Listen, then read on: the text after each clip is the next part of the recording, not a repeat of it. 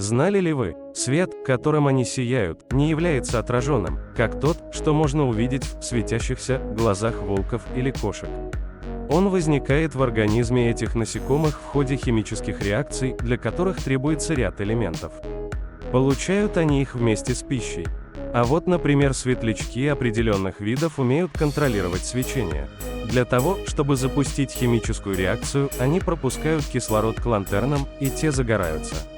Аналогичным образом они могут их и погасить. Было интересно? Подписывайтесь и узнавайте больше.